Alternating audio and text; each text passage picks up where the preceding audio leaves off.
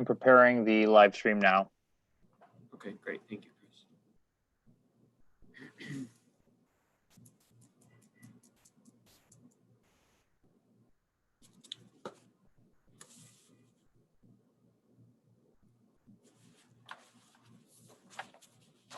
Okay, let's go ahead and get started. So this will commence the Thursday, July 23rd, 2020 Zoning Board of Appeals hearing.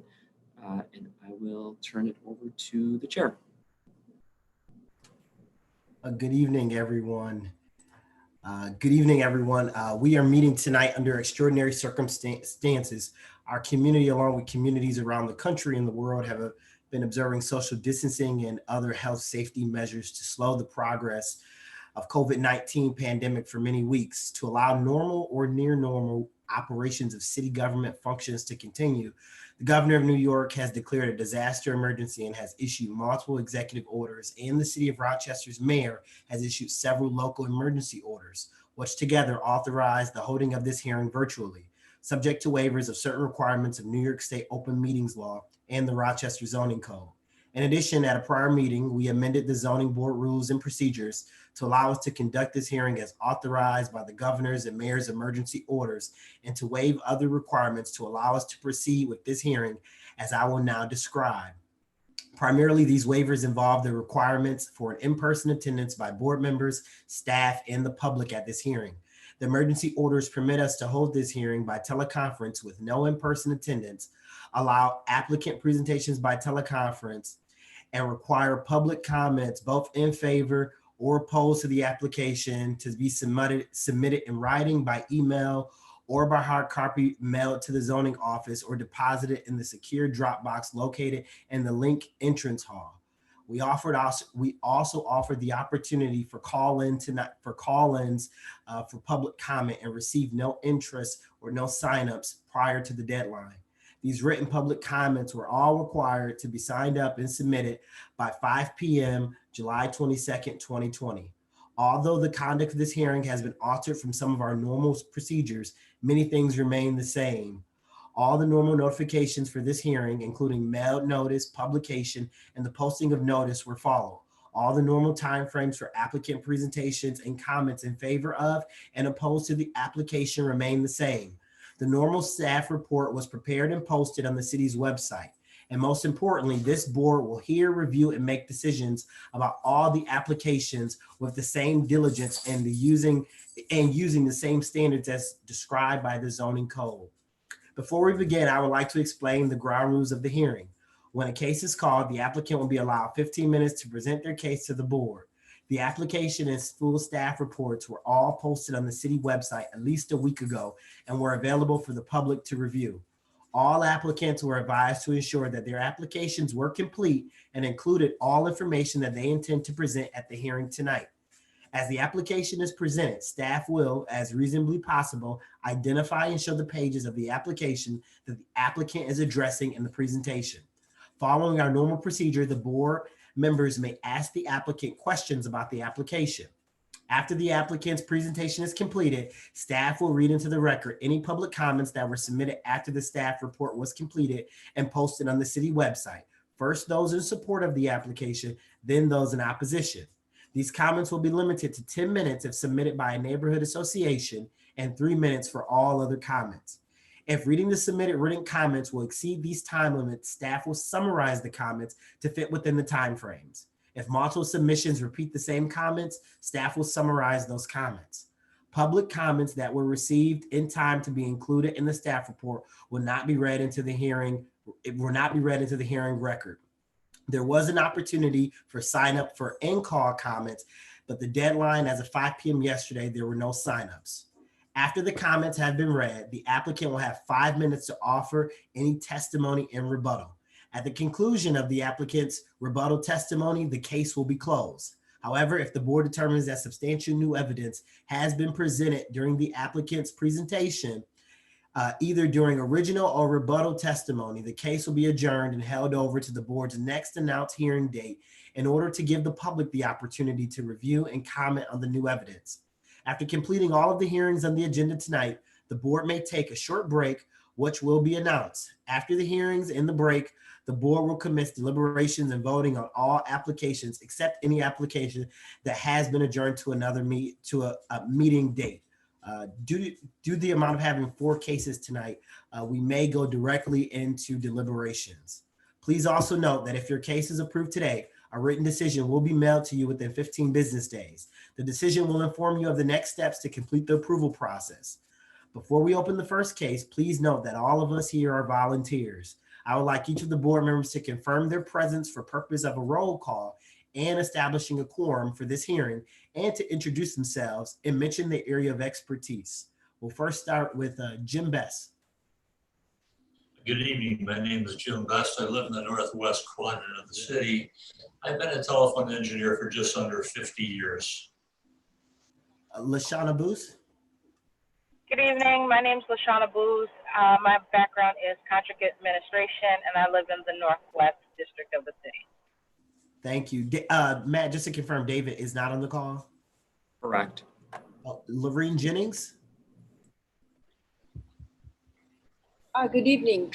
I'm Lorene Jennings, and I live in the East End, East District of Rochester, and my area of expertise is marketing and communications. Thank you. Cora Murphy? Good evening. My name is Cora Murphy. I'm in the Northeast District. I am a licensed real estate broker. And Joe O'Donnell? My name is Joe O'Donnell. I live in the northeast section of the city, and I'm a practicing architect in the city. And my name is Tyrese Bryant. I live in the southwest section of the city. I've got a background in urban planning, and I work in real estate and land use development. Okay, Matt, it's all yours. All right, let's get started. Case number 1 is file V-001-2021. It's an area variance request at 1230-1244 Lyle Avenue, located in the M1 Industrial District. The applicant is Christian Boley of Quick Hands Recycling. It will be brought in now. Cool. And the purpose is to establish an approximate, as I said in the pre-meeting, this is an approximate about 3,400 square foot can and bottle and can recycling center, not meeting certain additional requirements for specified uses. Good evening, Christian. Who's going to be speaking tonight?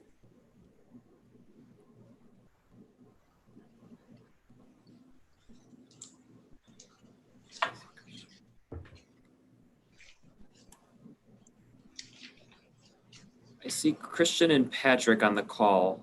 Both are applicants for this case. You guys are both on mute. Are you guys there? Oh, there you go. Yes, this is Patrick Ho. I unmute myself. Sorry about that. I saw Christian's is there. I don't know whether he unmute himself. Yeah, there you go. Okay, Christian, can you please speak? There he is. Can you both hear? Christian, let's see if we can hear you. So, Can you hear? there we go. Yep, there you go. Okay, let me just swear you both in and we'll get started. Do you both solemnly affirm that the testimony you are about to give in this hearing is the truth, the whole truth, and nothing but the truth? Yes, sir. Okay, 15 minutes, floor is yours.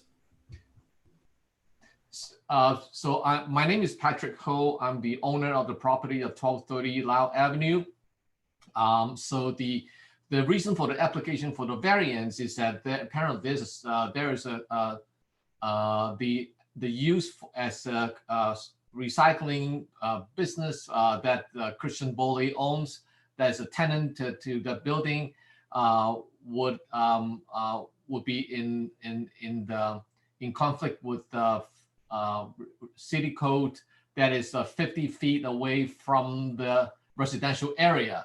So I don't know whether Matt has presented the map to you all. Actually, the 50 feet measurement was on the northern tip of the property, and that's crossed the railroad, and that is the where the residential area is. Whereas the business that Christian has is facing Lyle Avenue, so that it is really and nowhere near the residential area that is of any concern. With this, so we respectfully apply for granting the variance, so that the quick can recycling can operate as a business on the property.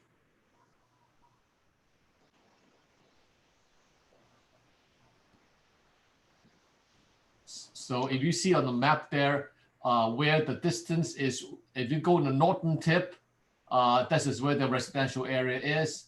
And there's a railroad track that is along that line. And the other side is residential. And there's where the 50-foot situation come into question.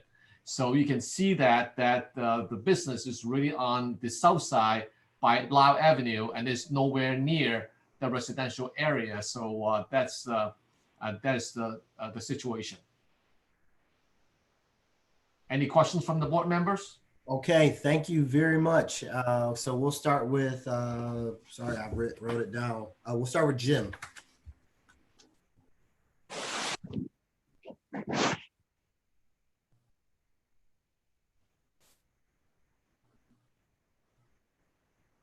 You're muted, Jim.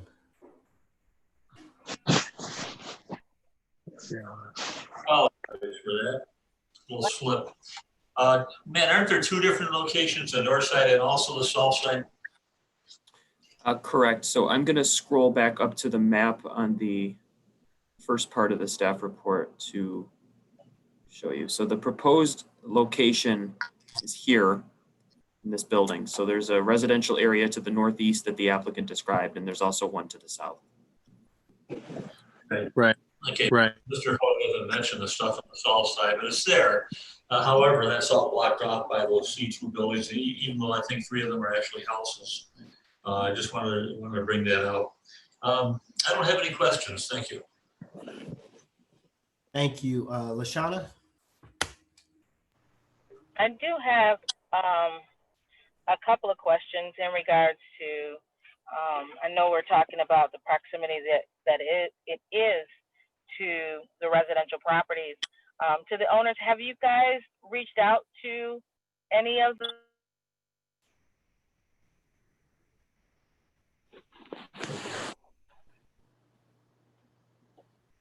She was muted, so please unmute. I'm sorry?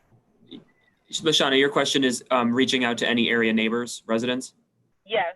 Okay. Yes, the board member is inquiring about any outreach that you or the business owner did to area residents. No, we did not. I was under the impression that the city will have a mailing to all the neighborhood about this application. Therefore, the neighbors would be notified about this. So we didn't reach out to any neighbors. As a matter of fact, I mean, I also owned the building next to it, which is 1240 Lyle Avenue and 1260 Lyle Avenue. And as that neighbor to the west, we have no problem with the quick can recycling there. As a matter of fact, the employees really excited to have a business like that, because now they can take the cans, right next door, instead of going to Wegmans and those places that farther away to get their cans redeemed for cash. So as far as my business as a neighbor, we welcome Christian business to the neighborhood. And another question is in regards to the type of traffic that you anticipate to have at this type of facility. So What type of traffic do you anticipate to have coming and going at this particular type of business? So the traffic pattern shouldn't change at all.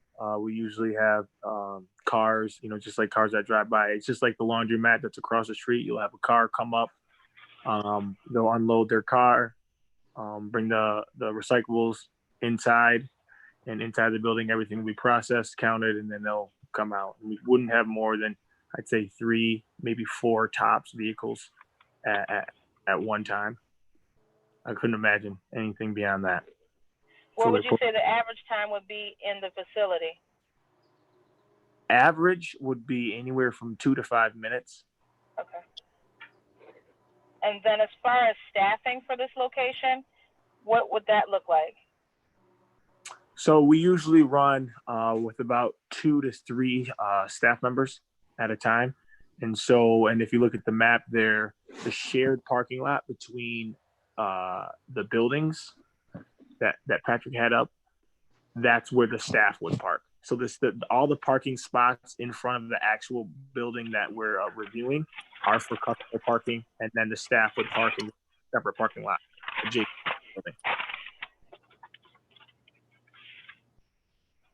Okay. I don't think I have any more questions at this time. Thank you. Thank you. Lorraine? Questions? Cora? No, my questions have been answered. Thank you. And Joe? Patrick or the applicant, the owner, I'm sorry, I can't see where his name is again. What about the pickups of the cans? How often is the truck there to get all the cans, and what time of the day is that? So pickup happens roughly 1 time a week, and the time can vary. I like to do it earlier in the day, just because it's easier for everyone before operation hours. We operate from 9 to 6. And if you look at the map here, there's a full turnaround in the same parking lot that's shared between the buildings, where the truck will be able to pull in and completely turn around without issue. But, okay, so having said that, Matt, can you move the, right, your building is there. There's no connection. You'd have to go, I assume the truck is backing into the front of the building right off Lyle Avenue, correct? I'll jump in here. I do want to clarify this. So this project is in the site plan review process. It's a good question. So one of the things that the applicant had proposed was having the trucks pull in the middle curb cut here, this proposed use being here, middle curb cut being here.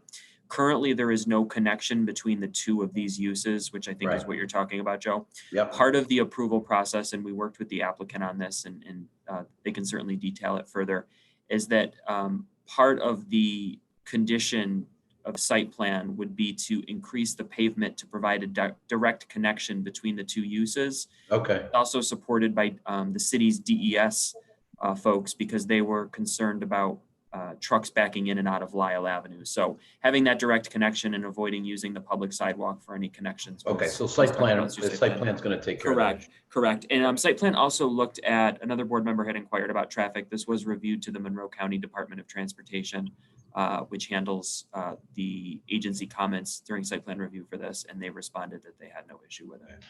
And just one last question, where you see where it shows a sidewalk going in and connects the two buildings? Yes. Is that entrance right on the north side of the building? That entrance is not being used for this purpose, right? Would be, you see it at the sidewalk in between the two buildings? Right here? No, go to the north end of the building. The back half of the building. There you go. So to answer the question on that one here, the rear half of the building is being used by Rochester Optical.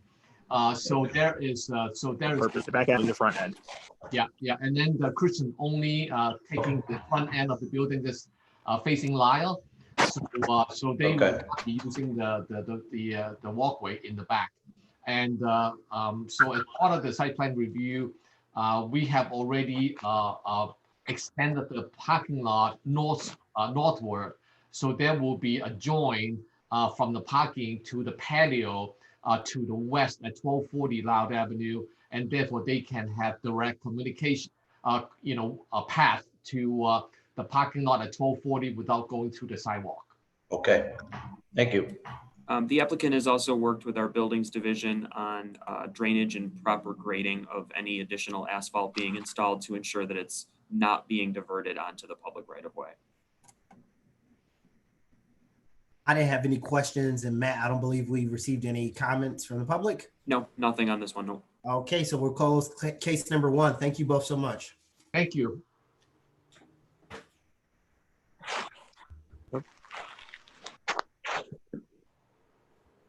Okay, we'll get started with case number 2, which is file V-002-2021 21, it's an area variance at 606 Bay Street in the R1 Low Density Residential District.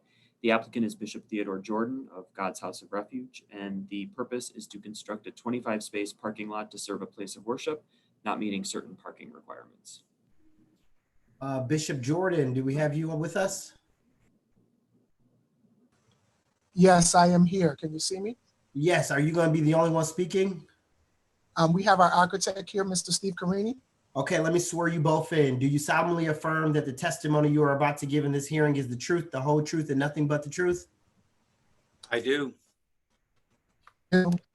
Okay, 15 minutes. The floor is yours. Okay, I was going to start the comments and then introduce Bishop Jordan to speak right after me. I'm the Stephen Carini, the professional engineer involved in the site planning and in the architectural work for this project. In a sense, this project started in the late 90s when the original, so to speak, owner of this property received site plan approval and variances to build the addition that they started in the late 90s, 1998, 1999, and continued building for about a decade. They simply ran out of money at that time, and the building has sat vacant. And more recently, now in the last year or so, God's House of Refuge has purchased the property and would like to move forward with completing the new addition and moving their church into the facility. As we have put in the application for these variances, I think we have a variance for not enough parking for the amount of seating in the building. We also have a variance to use the existing asphalt in the front of the building for a few parking places.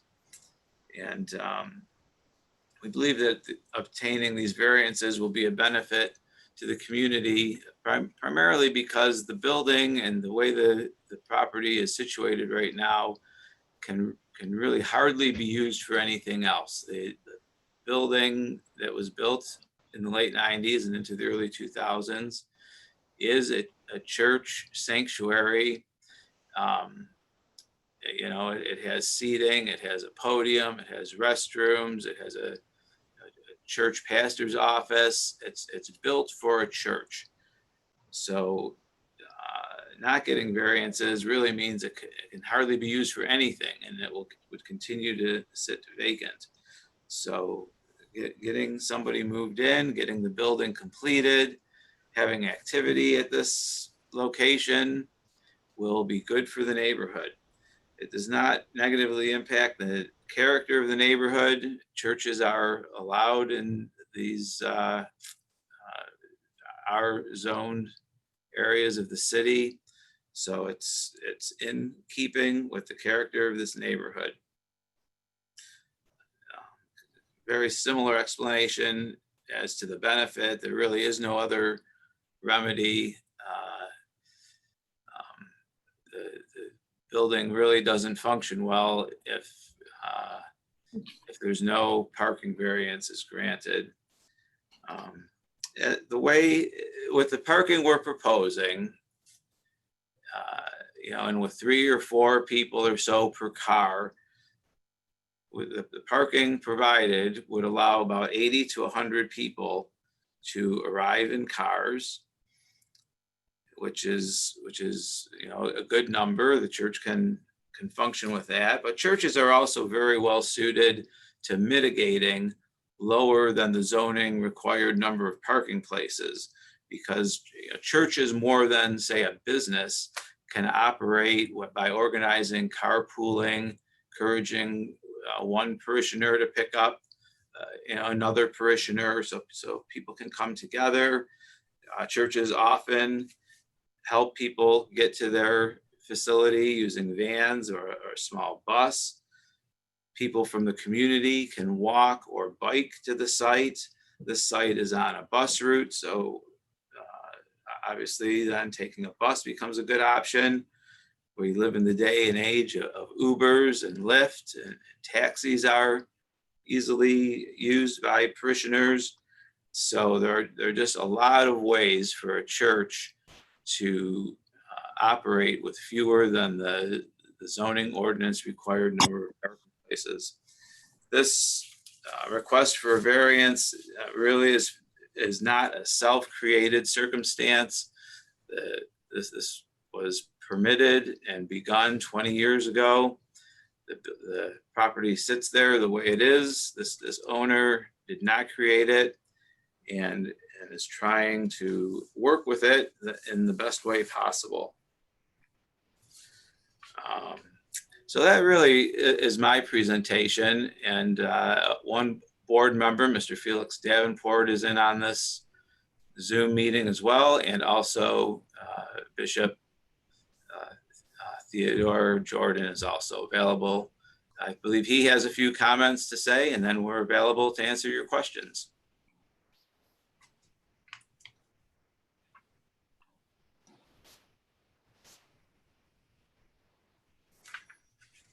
Bishop, if you want to proceed with your comments, that would be great.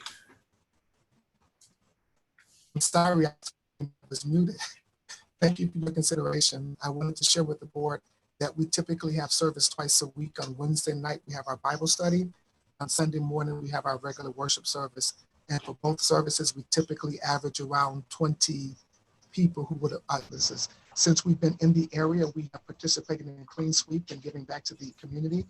We have some individuals in the area who sent over some letters of recommendation to me. Unfortunately, they were not able to get those letters in on time for the deadline, but we do have a parishioner who lived on Baycliff Drive. We have two parishioners, two residents who live on Bay Street, and so another resident who lived on Ackerman, who sent over letters of support looking forward to the church being able to move in and to give back to the community.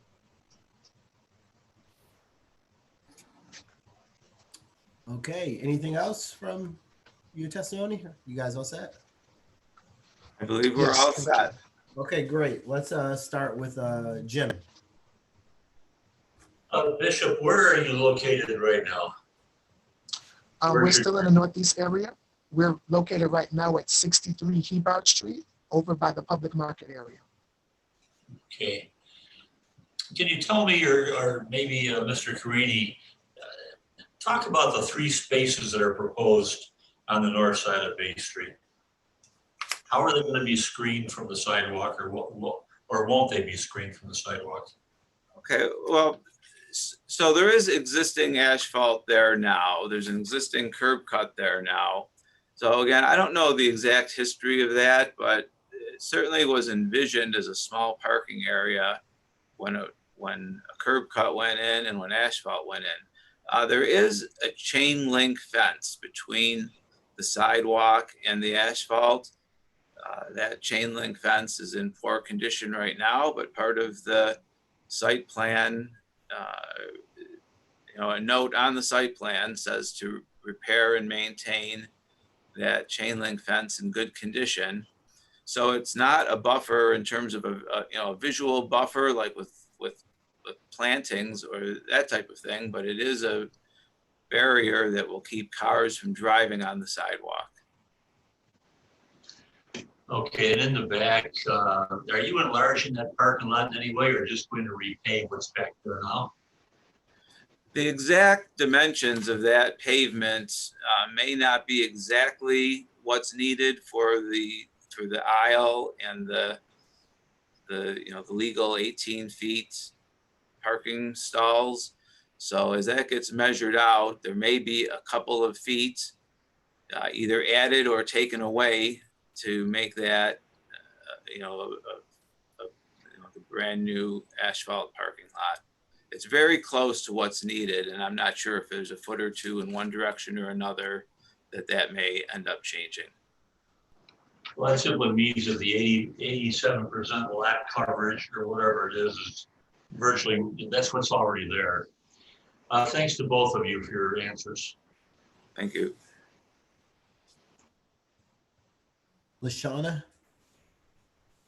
Hi, I have a couple of questions, and I think I'm going to piggyback off of what Jim was talking about in regards to the fence. So I just want to clarify, you indicated you guys are considering keeping the chain link fence? Well, restoring it. A couple of the posts are bent. They may be bent out of, to the extent that they can't really be straightened and reused to the greatest extent possible. We want to fix and maintain what's there. However, if anything is damaged beyond repair, then it has to be replaced. Well, then that leads to a follow-up question. Is there a reason why the property owners would be wanting to retain that fencing besides maybe considering something else as a buffer, maybe some greenery or some type of planter, something to kind of give it because, and I'm only asking this because of the lot coverage. If you, or not you per se, but if the bishop would consider having some more greenery specifically in the front of the church as opposed as an enhancement, LaShawna? Thank you, Tyrese. I got your back, you got mine.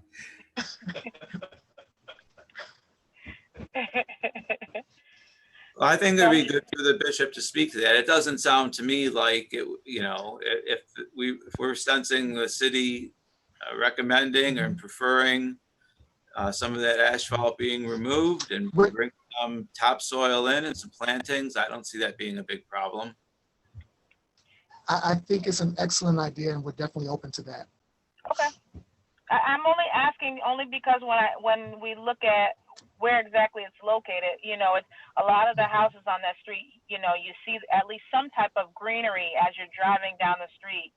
And I think maybe to help stay succinct with, I understand you guys wanting the parking spaces in the front to meet your parking requirements, but also to kind of mitigate that lot coverage and to have some type of more greenery on the front. I don't know what actual direction it is, but some type of greenery on the front of the church.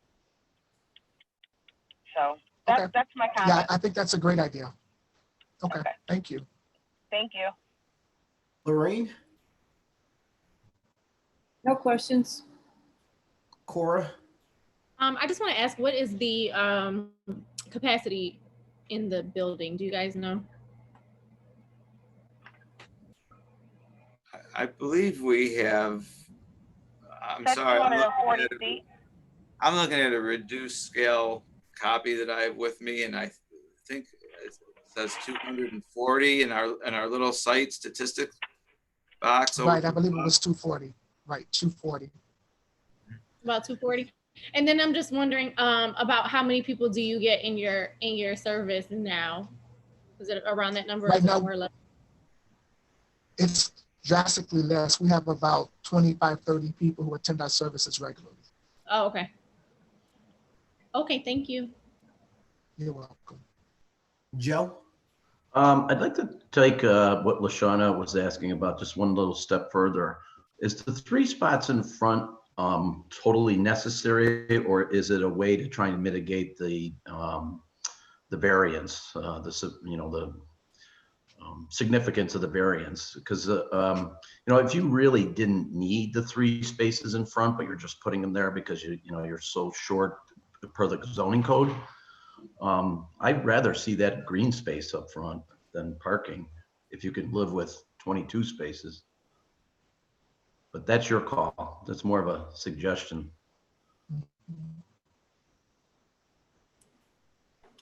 Someone on the call from the applicants. So are the 3 spaces in the front of the sanctuary building something that you are doing to lessen the variance? Like you're putting them there because you're trying to get closer to the parking requirement, or are they something that you think would be a benefit to you? Right. I know that from my site planning point of view, I kind of was just doing things similarly to the 20-year-old application as I could, and there was parking shown 20 years ago. I I believe the pastor, I think the bishop should speak to that from the functionality of how he sees the church using the site. From a functional standpoint, we could turn that into green space because we have parking in the back and there's on-street parking. And for our parishioners, we do have a church van that will accommodate about 15 people. And we also do carpooling as well. So we could make that green space. And I know because we didn't have enough space, the parking in the front would have helped with that as well. Okay, so it's, we, yeah, so we're, it's, we're pretty flexible. We could go either way. okay. Okay, great. Thank you. Thank you, Joe. And I think, not to touch on this front piece, just a suggestion, whatever you all decide, you know, my only consideration from like a site plan perspective, because obviously, if I'm not mistaken, right in front, there's no on-street parking right there on Bay.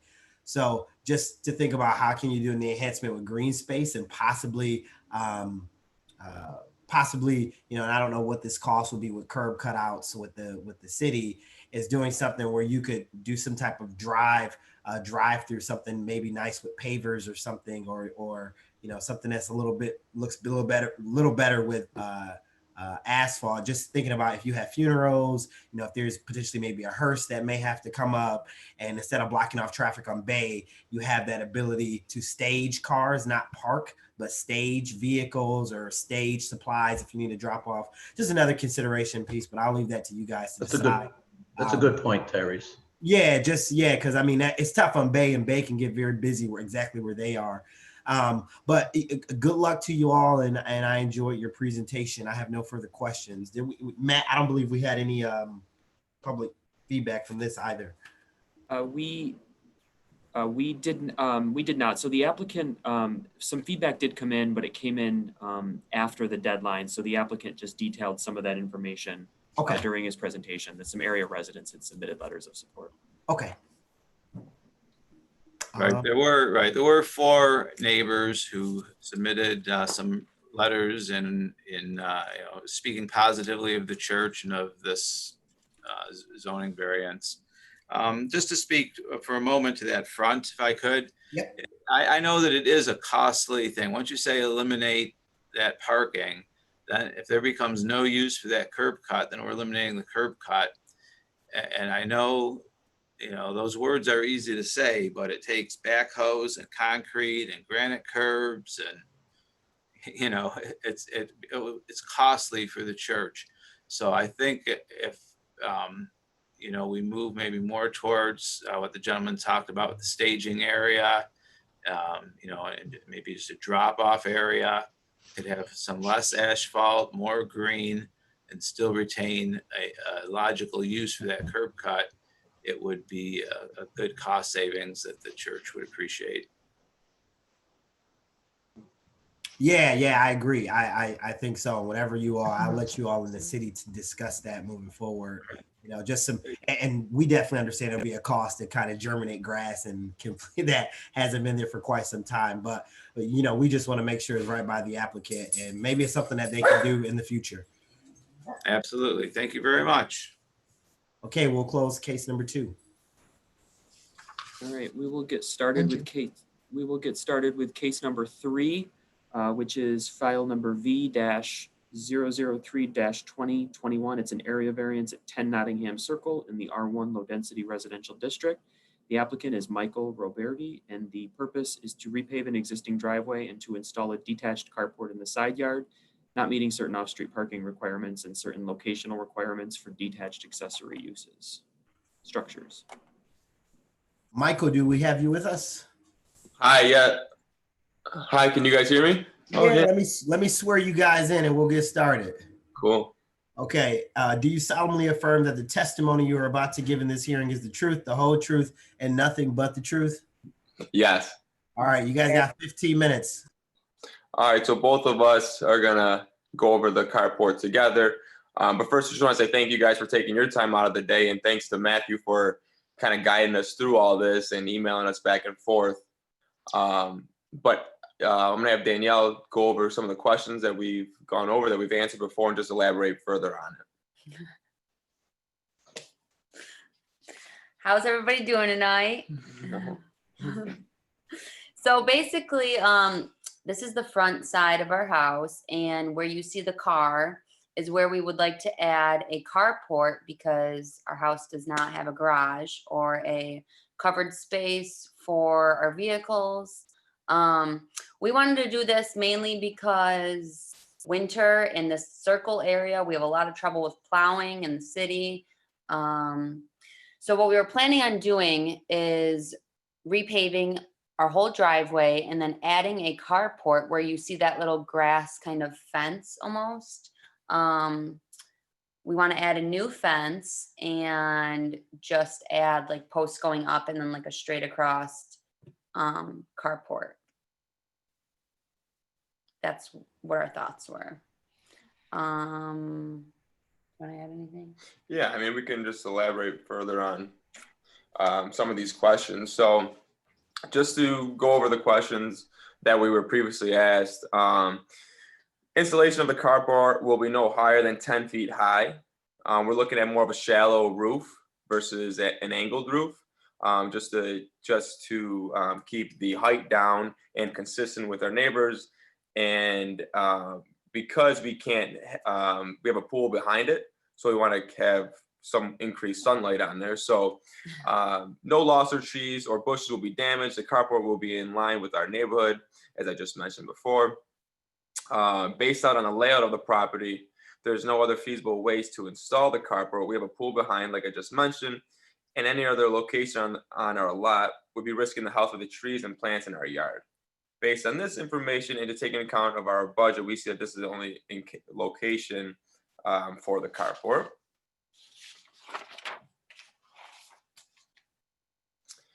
Installation of the carport does not require a lot of traffic, noise, or impact of the neighborhood.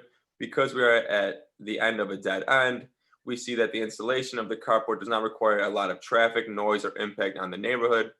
Our contractor estimated about a 2 to 3 week installation. Within that 2 to 3 week period, only 3 of our neighbors will be affected, 2 of which emailed the zoning board stating that their approval in the process.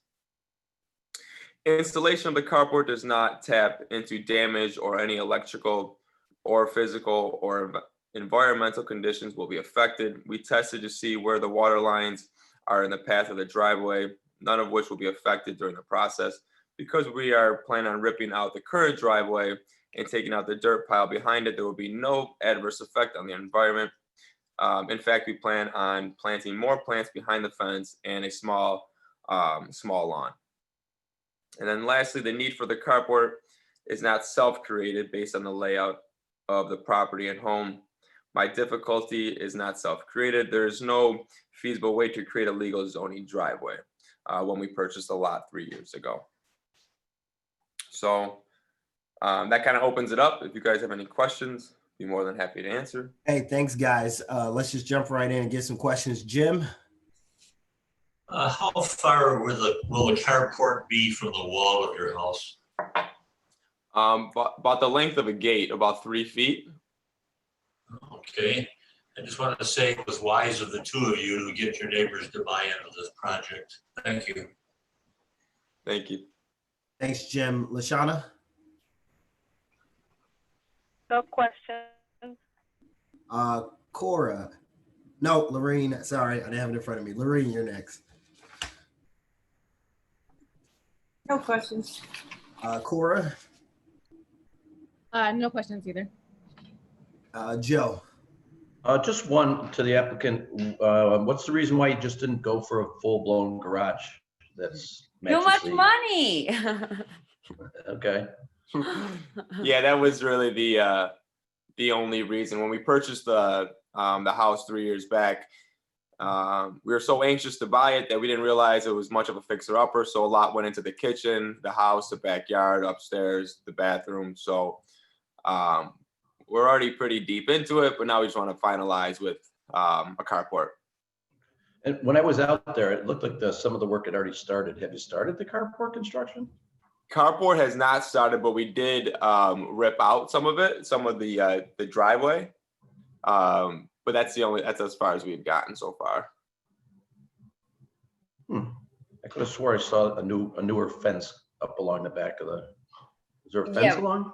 Yeah, we did add it. We added our new fence in, because we have the pool, we had to have it, Right. Okay, we wanted to open up our pool, so we added a new fence. okay. Can I jump in really? Can you go back to the picture of the carport? Sure. Because it's not clear in the printout. So it's enclosed on 3 sides and just has the one open.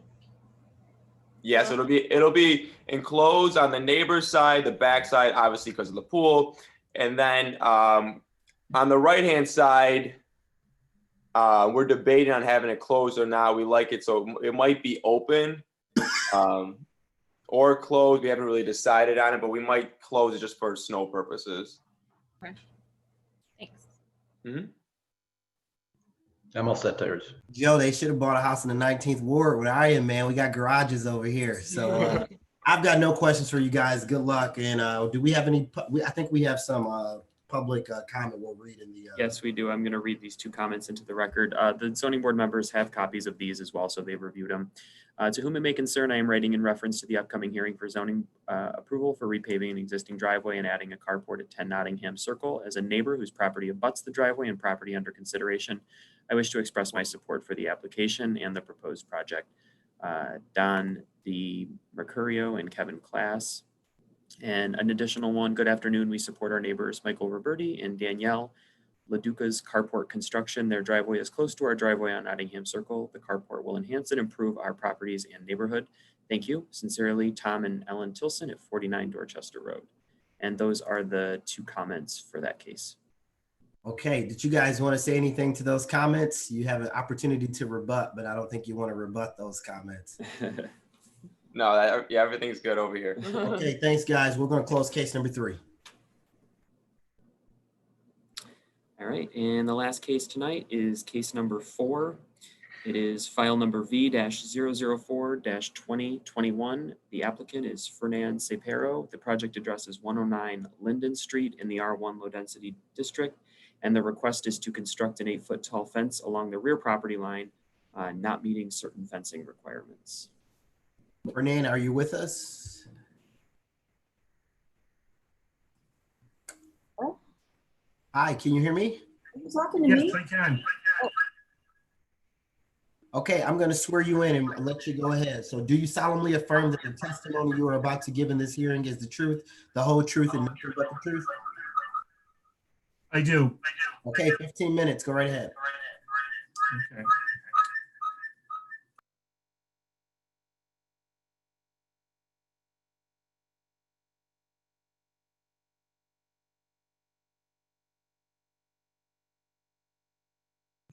I think she muted herself. You just got it.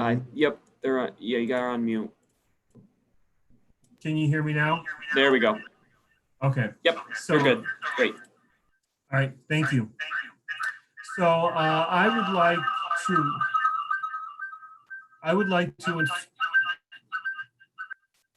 getting a lot of feedback.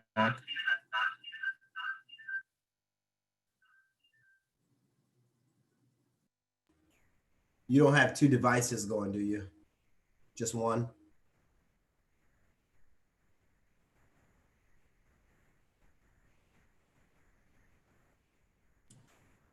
Can you hear me now? Yep, no echo now. Can you hear me? Yes, can you hear me? No? Yes, we can hear you. Can you hear us? I'll let you guys take care of this.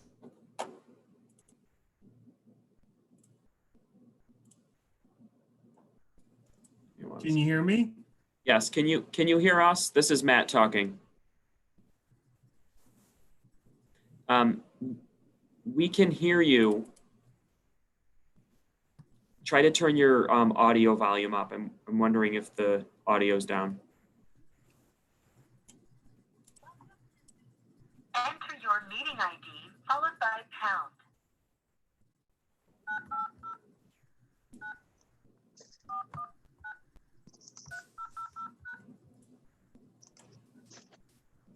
Enter your participant ID. You have entered the meeting as a panelist. Attendees can now hear you speak. Can you hear me now? Yes, go ahead. Okay, great, thank you. And no I echo. apologize for that. That's awesome. So I'm making a request for a variance to install a fence, a stockade fence in our backyard, 8 foot as opposed to 6 foot. The back of the yard is adjacent to a parking lot to an apartment complex, Manor Parkway specifically. And this particular parking lot does have an industrial dumpster for the residents to use for their garbage. The problem is that on every pickup day, when the waste company comes in to pick up the garbage, every time that happens, garbage inevitably blows over into our backyard. So we feel that the 8 foot fence would mitigate the garbage from blowing over into our yard. We have spoken with the management company that owns Manor Parkway over the years, and unfortunately the dumpster cannot be moved, and we understand that the reason for that is, the dumpster cannot be close to the actual apartments themselves where the residents live, so it has to be a certain feet apart from that. So that option is out of the question. So we feel that this request is reasonable. It will not detract from the property value of Manor Parkway, because there's already an existing 6 foot fence there. So this is just going to add an additional 2 feet, again, to mitigate the garbage. It's not going to impact the environment in any way, shape, or form. And the issue was not self-created. The dumpster has been there as far as I can remember since we've moved there, but the problem has always been with the garbage just spilling over into our yard on garbage day. Never the residents doing that. It's always when the waste carrier comes in and they hoist up the dumpster, and if particularly on a windy day, I'm usually picking up garbage, which is kind of unsanitary to do that after a garbage pickup day. So that is my presentation for this evening, and I thank all the board members for your time and for listening to my particular case. Hey, thank you so much, Fernand. Let's start with Jim. So how long have you been living in that place? We have been living here for 26 years. Oh my. Now you must have seen some garbage coming over, especially on windy days. Yeah. You think the extra 2 feet is going to help you quite a bit as compared to the 6 foot fence now? We believe so. We believe that the extra 2 feet will help with the garbage blowing over.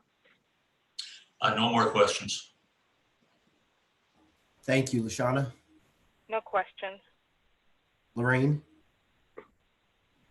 Yes, I'm just wondering how you gauged how the extra feet would prohibit garbage from coming over. Well, because we do have some trees on the property, which obviously are higher than 8 feet. So they would help in helping blocking the garbage. But having a solid extra 2 feet, I believe that's going to definitely help mitigate garbage, blowing over or tumbling over into the yard. Versus a 6 foot fence. Currently, we have a 6 foot fence. Yes. And that doesn't do anything for the garbage. Not much. Before that, we had there was a chain link fence which was about maybe 4.5, 5 feet high. The problem was really bad back then. Then we put in we got a permit to put in the 6 foot fence several years ago, that's helped a bit, but we still have the problem. We learned that we're using the same fence company. They said that we could put in an 8-foot fence, but they said that we would have to put in a request for a variance before they did that. So that's where we're at right now. Oh, okay. Well, thank you. You're welcome. Thank you so much. Cora? We had a very similar case last month, so I'm just thinking about how we approach that one. And I'm wondering if you would consider something like a lattice or something in addition to the fence that might kind of create that same barrier without actually having to replace to the 8-foot fence. Do you mean a lattice on top of the existing fence? Mm-hmm. I would assume that's an option, but I would think I would have to request a variance for that as well, correct? I don't believe so, but that would be a question for Matt, but I don't. Yeah. So what they're asking is, one of the questions is about alternatives. So if you would be, you would have to request a variance, but the board tonight can approve that as a variance. So what you'll want to talk about is if you're willing to install up to 2 feet of lattice on top, if that's something you would entertain. We could. We would have to. We would seriously have to have the fence company inspect the current fence that we have to see if I guess upgrading it with adding a lattice would work, because the existing 6-foot fence is it is rather dated and it may need to be replaced, or some sections to replace completely. So, but I would certainly be open to look into that if that's a possibility. Yeah, so you could do that. What that could look like is either you install the lattice on the existing, or you could replace and do an entirely new fence of 6-foot solid, and then up to 2 feet of lattice on top for a total of 8 feet. Oh, okay. Yeah, we would be open to that. Okay. Thank you. Joe? No questions. And I have no questions either. Do we have any public comment for this one? No additional public comment. The only public comment for this case was included in the staff report. I believe there were 3 letters of support. Yes, Okay. 3 letters of support included. Okay. Okay, so let's close case number 4. Yes, so this will conclude the zoning board public hearing. Thank you to all applicants and citizens. If you have any questions or comments related to the zoning board or this hearing, you can email the email address that's listed on the screen, and then we will move into deliberations. So we just need to take 1 minute to stop this stream and switch it on to the deliberation stream. So it'll just be a moment or 2 and we'll start with deliberations. It was either that or shave it off. I resemble that. Joe, I didn't see you there.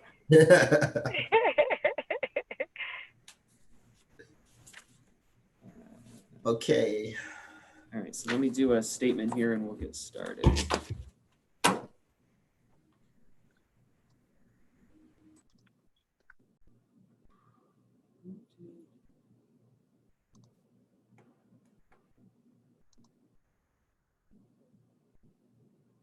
Okay.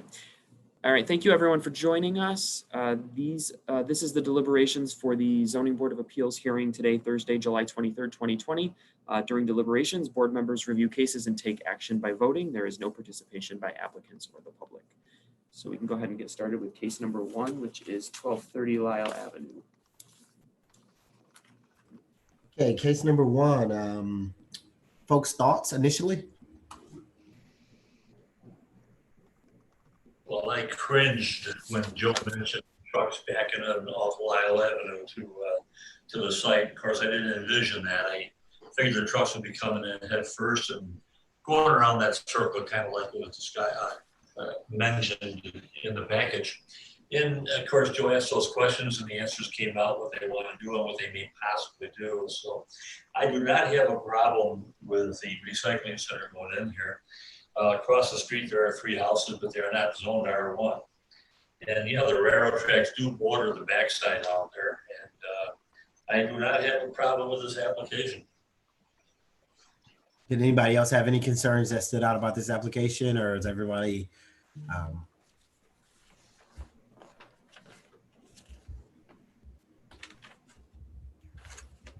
Sounds like we're good. I hear nothing.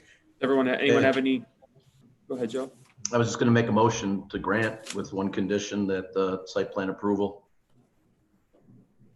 through, is that planning commissioner going to, Matt? No, site plan approval is administrative. So oh, that's right. Yeah, it is administrative. Yeah. So it's been to all the reviewing agencies, and then any remaining items that they would need to finish up that are in those preliminary site plan findings. Yep. Okay.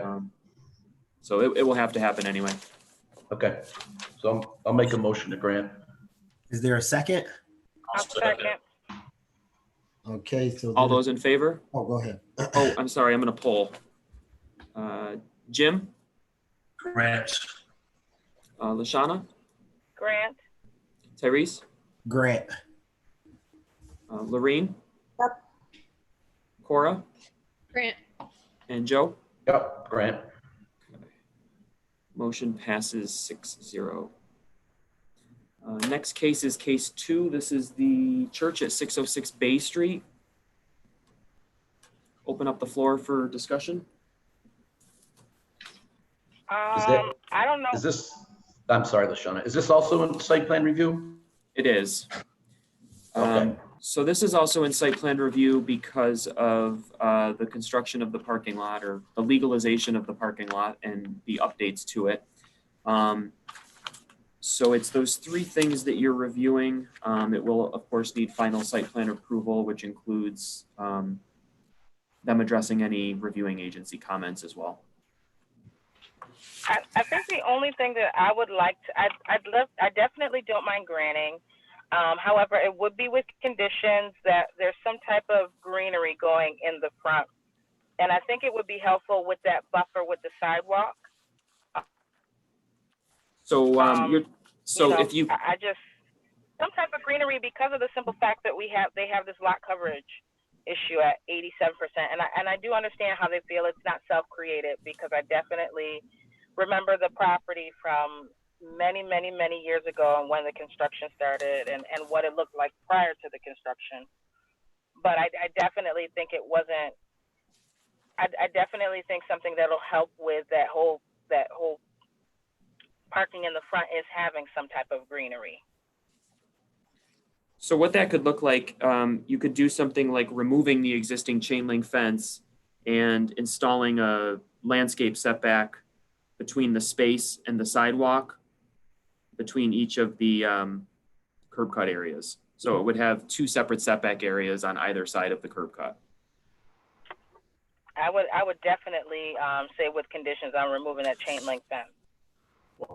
Just one concern I have about that, Lashana, is that I know that could become a security issue, because that becomes like a notch where I think people can congregate. Well, that's what I asked. That's why I Okay. asked them about that chain link fence.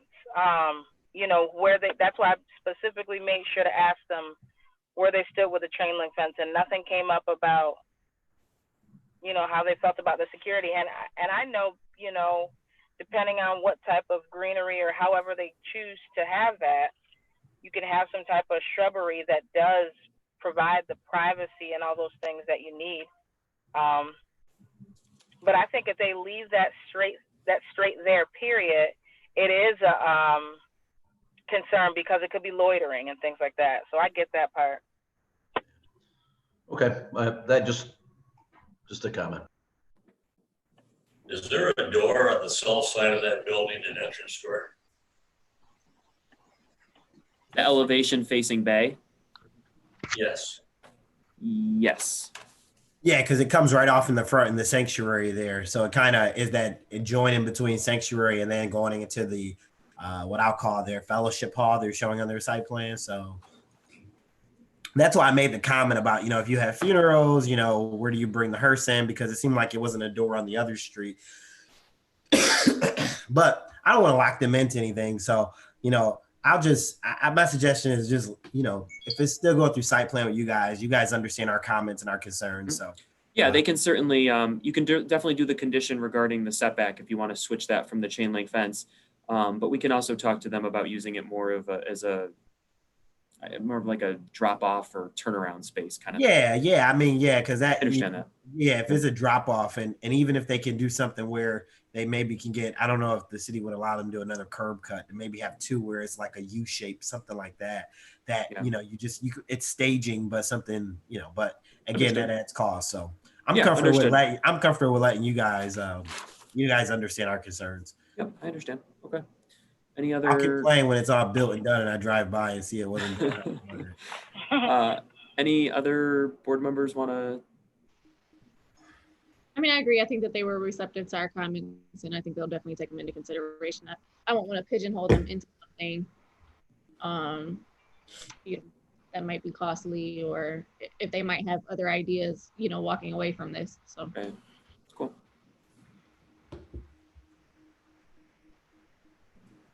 All right.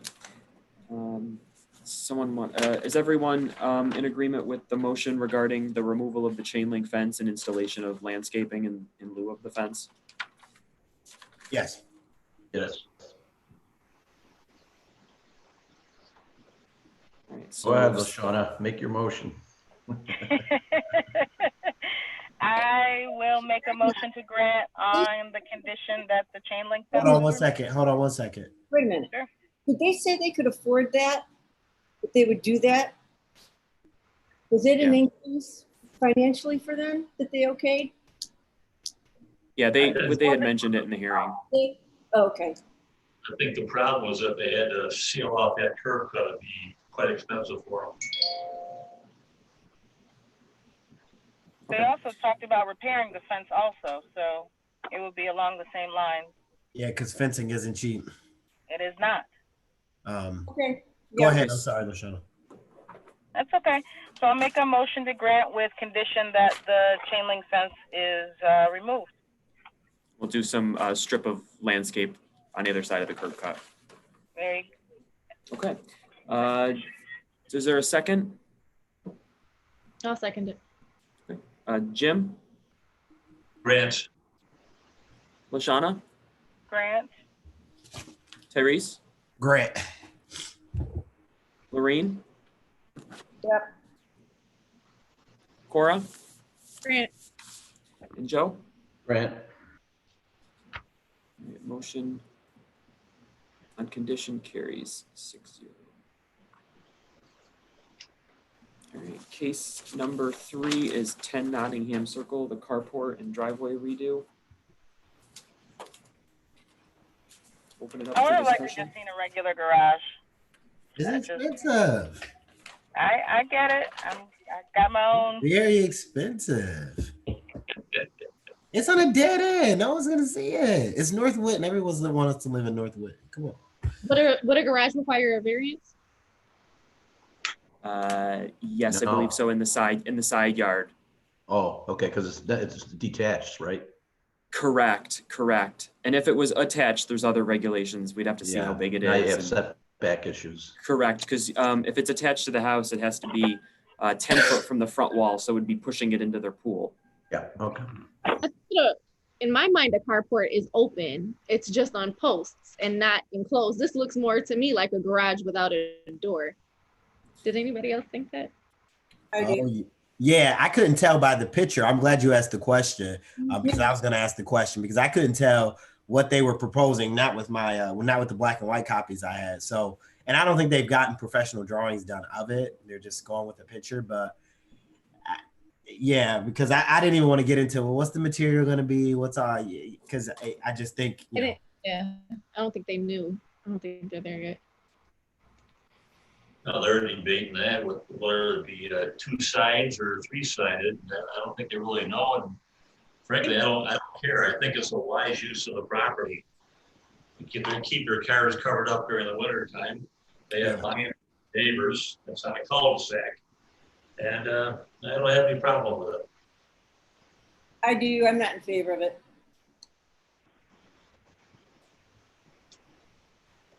You want to make a motion, Jim? I'm gonna make a motion to grant. No conditions. I'll second. Jim, Grant. Lashana, Grant, Tyrese, Grant. Lorene, Opposed. Cora, Grant, and Joe. Grant. So that motion carries 5-1. And the last case is case number 4, which is 109 Linden Street, the fence. Did anybody have a chance to go in the backyard? I didn't go in the Go backyard. to the backyard. We're not, I know we're not allowed. I was there today and they were out on their front porch and I said, you know, I'm just here from the zoning board. And they said, why don't you go on back? And I said, I'm not really supposed to. And, you know, I had my mask on. She's like, oh, you gotta go back and look at it. It's incredible back there. You got to see her gardening. It is gorgeous. It is like, I just couldn't get over it. And so Cora, to your concern about the top, the trees pretty much going to block the top half or top couple feet anyways. And she's got such mature vegetation on there. You're probably only going to see about half of that fence. So I would just leave it as an option for the top, you know, because the lattice there could still allow garbage to blow through. And they even said that, you know, sometimes people jump that fence to cut through their yard. It's crazy. So anyway, that's just my thoughts. And I'm with you on that one, Joe. When I rode to the back of it on the parking lot side of it, I wasn't lucky enough to go in the backyard. But when I was at the complex, it's enough tree coverage back there that you won't even see it. You won't even see it, right? Yeah. So I'll make a motion to grant if there's no other comments. I'll second it. Jim, Grant. Lashana, Grant, Tyrese, Grant. Lorene, Opposed. Cora, Grant, and Joe. Grant. Motion carries 5-1. All right, and that concludes the deliberations for July 23rd, 2020. Well, Thank you, Tyrese, I think you might hold the world record for the fastest zoning board meeting. Pat Tobin held that for the last 10 years, I think. We tried tonight. It was good. Are we on Zoom next month again? Yes, so we will